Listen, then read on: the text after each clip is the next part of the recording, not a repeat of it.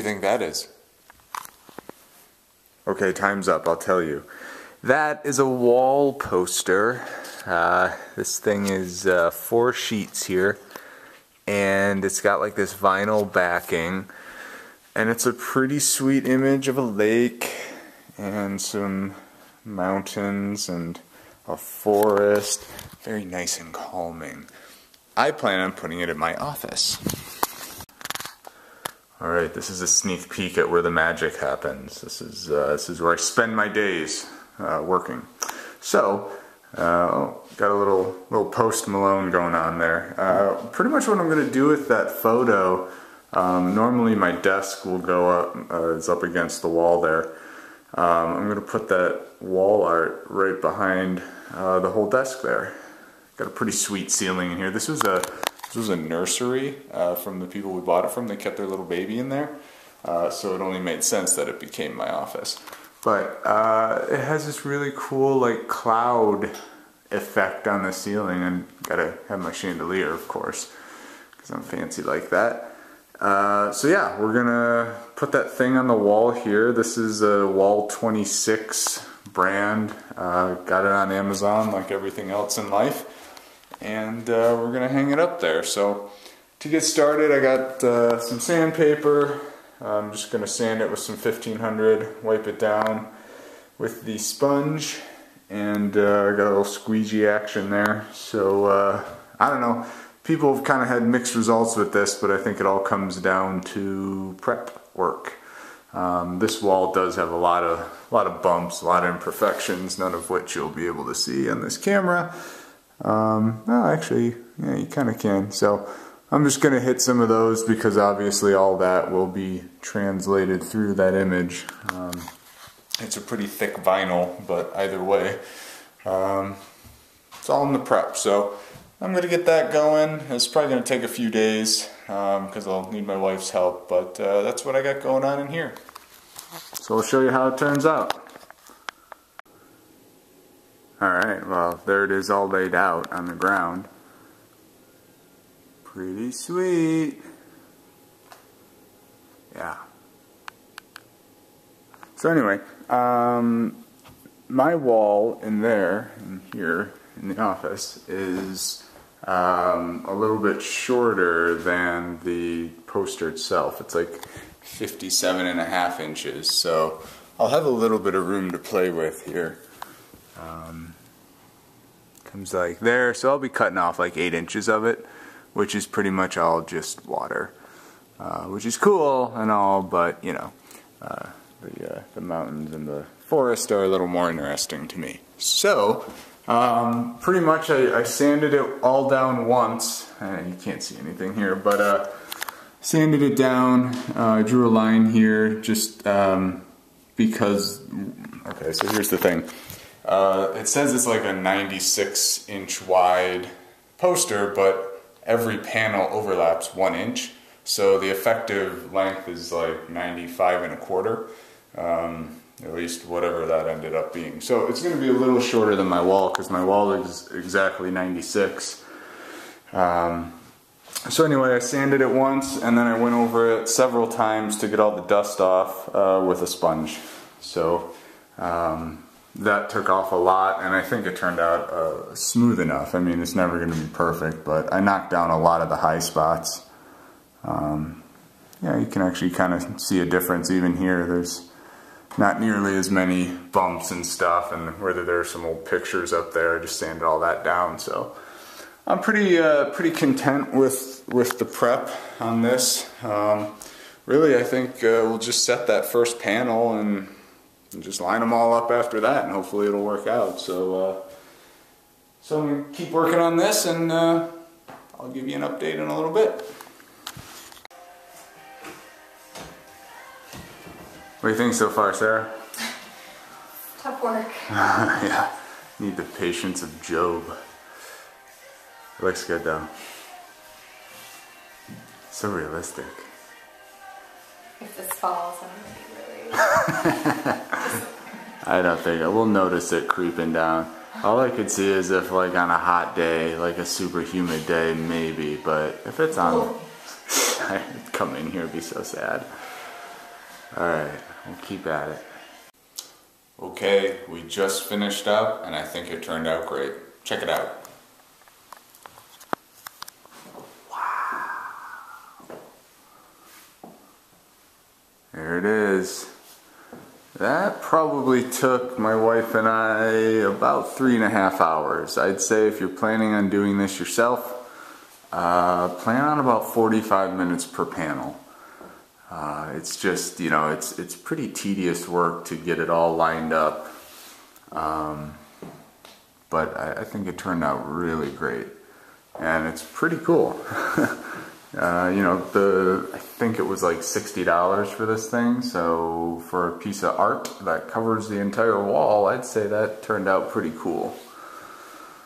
There's a final step I didn't do, and that would be, I don't even know if you can see, yeah, you can kind of see, so each panel overlaps about 1 inch, and when you're done, you're supposed to take a straight edge, put it right in the middle, and then run an X-Acto, you know, a blade right down the middle, and peel off this outer edge, and then peel off underneath. Therefore, if you did that, you'd have a perfectly matched seam with none of that little bump there. But in my application, you're never going to see it from the angle. There's a wall right here. I mean, maybe you'd be standing here, but again, from this angle, you can't even see that overlap. So I think in a different application, if you were putting it on a wall,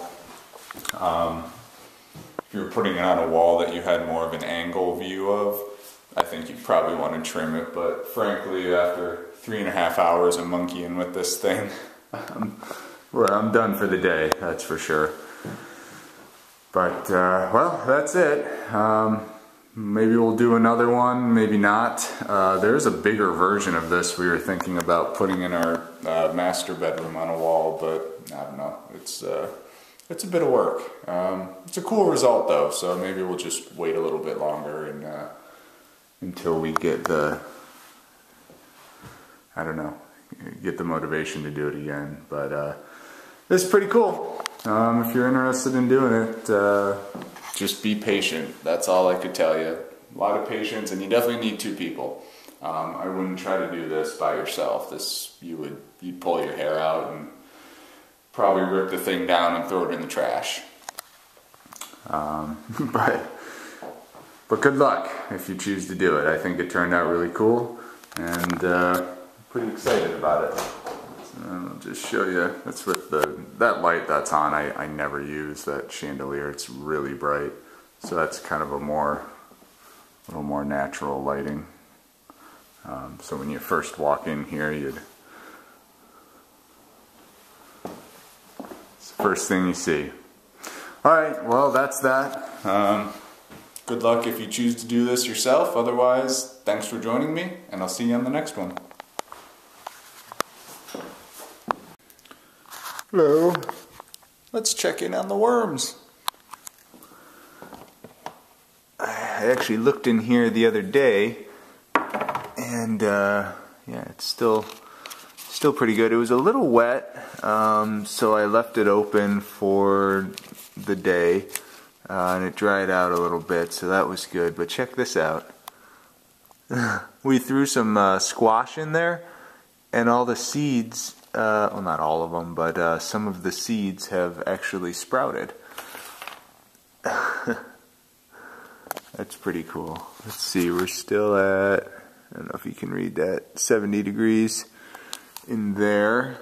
So one other thing I noticed yesterday when I was checking in on these things is that there were a bunch of little bugs, like little tiny white and a couple little red bugs running around. So obviously I freaked out a little bit, thinking that, you know, I created some horrible Frankenstein monster growing in here. But it turns out that they're called mites. I don't know the specific name, but they're like exclusive to worm farms. So pretty much from what I've read, it's like nothing to be concerned about. They just kind of show up when things get a little too moist or when you put too much food in there. both things, both of which I've done. So I dried it out a little bit, and I'm going to try to mix the food in a little bit more. I can still see some on the top here, but I don't see nearly as much activity. You can actually kind of see these are all pretty much the dead ones. I didn't know what they were, so I sprayed it with a little bit of vinegar water along the outside perimeter, and I think that killed them pretty quick. But like I said, from what I've read, it's pretty normal to have these things in here. It's just part of the ecosystem, so nothing to be worried about. But let me get organized here, and we'll take a look underneath some of this. Alright, so I'm going to mix this up a little bit. I kind of want to just see how they're doing down below, and just kind of mix in some of this paper. Oh yeah, they seem to be thriving in there.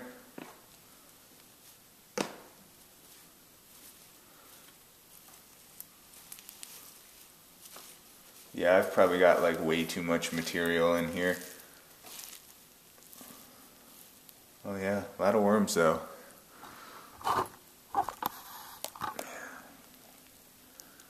There's a couple little dudes down in there. Yeah, this is real moist, so I don't think I'm going to add any more water, or not water, but any more food. We've kind of been collecting it and putting it in here faster than they've been eating it. So we probably just need to back off a little bit on that. Whoops.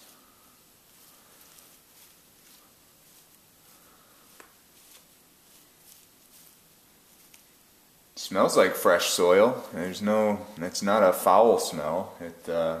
Yeah, I'd say it smells totally agreeable.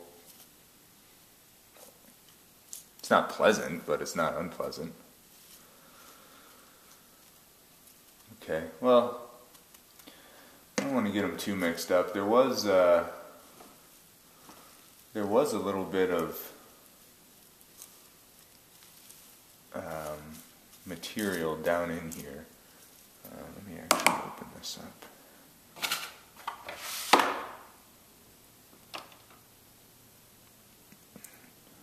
Oh yeah.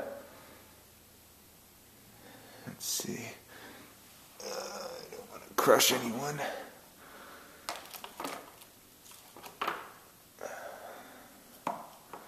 Yeah, check that out.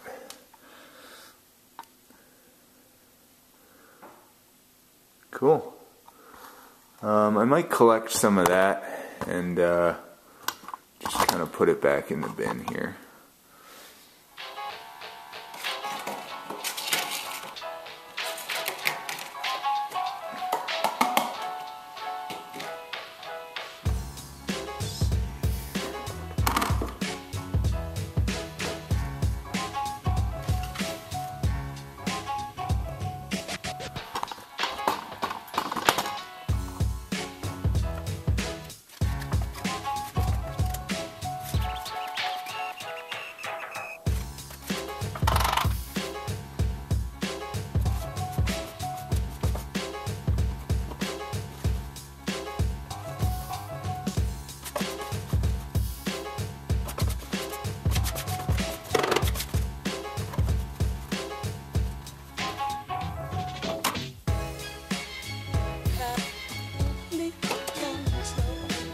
Okay. Well, yeah, I think I might mix this up. I think those were worm casings that I just put in there that were caught in the tray. So I'm just going to kind of recycle them back through here since there's so much material. Yeah, you can actually see there's a little mite running around. Definitely a lot less than there were yesterday, but since I just stirred them all up, all the little white dots, they're either red wiggler eggs, or they're mite eggs, or they're a different type of mite that moves really slow. But pretty much they all work together to break stuff down. They're not the same type of mites that you get in like houseplants, because I've gotten those before and they're nasty. I don't have any gnats or anything, so no flying bugs going on here. And I think a mixture, I was keeping the paper on top before, the shredded paper, and I keep this on top as well. So I'm going to continue to do that. I might add a little bit more paper just to dry it out just a little bit, but the moisture seems pretty good right now. So that's kind of the update on the worm farm. Everyone's still alive, the worms seem happy, so I'll just keep doing what I'm doing. That's kind of it for now. If I see anything else cool, I'll bring you along. Otherwise, thanks for joining me. See you on the next one.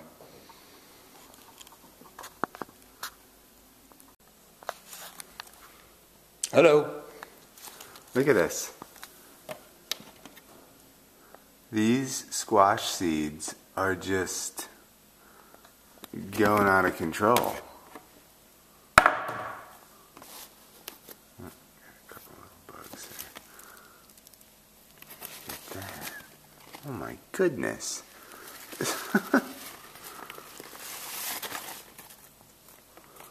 Wow.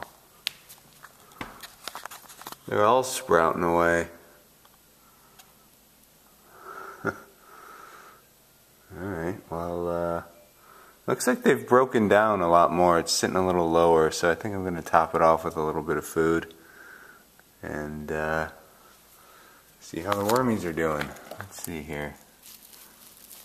Oh yeah, they're still there. Hello, worm. Still cruising around. Look at these sprouts. These things are rooted in here. Wow. Okay, well, everything looks okay. We left for a few days. We left them alone for the weekend, and when we came back, they're sprouting away. So that's kind of fun. Should probably like save these sprouts. These seeds are obviously very prolific. But alright, well, that's that. It's 65 in there. So, alright, well, I'm going to top them off with some food and leave them alone. Okay, wormies are fed. I moistened the newspaper on top and I tore up all of the sprouts that were sprouting up. Okay, well, that's it for now. If anything exciting happens, I'll let you know. Thanks for joining me. See you on the next one. Hello! Check out my new duds. Eh? Yeah. Warm. So this was supposed to be no more than an inch, and now it's like 5. The weather service didn't predict any snow this weekend, and then all of a sudden last night they said 1 to 3 inches, and it snowed all day. And so now it's 3 to 5 inches. So I gotta get plowing. But before I do that, I want to tell you about how I almost ruined and destroyed my entire garage. Stay tuned for more. Just kidding, I'm still here. So I came out here one day last week and I saw a bunch of icicles all over my ceiling. Not icicles, they were water droplets but frozen, and some of them were still wet. And I had a momentary panic attack thinking that there was a water leak or something. But it didn't make sense because like the entire ceiling was covered, not just one area. So I did some looking around on the internet, and as it turns out, when you idle a tractor or a car in a garage, it puts off a ton of moisture. What happens in here, as I learned, I knew that my garage was not insulated. They drywalled it, but they didn't insulate it. So what happens is the outside air temperature effectively becomes the temperature of the surface of your ceiling.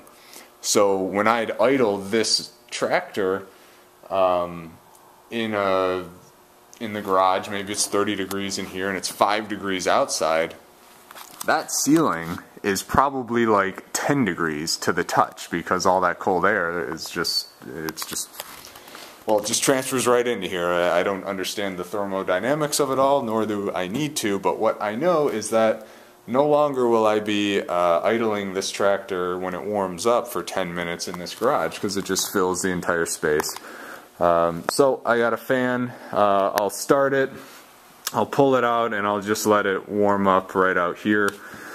And then I'll run this fan the entire time that I'm plowing, to clear out the whole garage of any smoke. And long term, I am going to get the ceiling, the attic insulated up there. That's kind of my next project. We're going to do blown-in insulation up there and fill up all the cavities. I don't understand why someone would go to all the expense and trouble of drywalling a garage and not putting insulation in it, because so this is what would happen if I didn't catch it sooner. You can see it already kind of screwed up some of the joints here.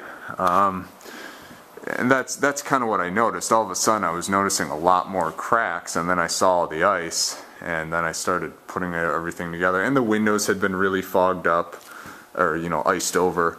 So I leave that open for air while I'm running stuff, and I got the fan. So hopefully you haven't made the same mistake. I've been spoiled with, either in the past I've had an insulated garage, or I had a completely uninsulated and undrywalled garage, so I never really dealt with this, nor have I ever idled something in a garage for as long as I've done this. So it's just not a good idea in general to let stuff idle in a garage. Like, that's just a bad idea. It would let all that smoke in the house, and it's just not a good idea. So I'm changing what I was doing, and you learn something new every day. So, okay, I'm going to get to plowing because it's cold, and maybe I'll show you when it's done, but if not, thanks for watching. See you on the next one.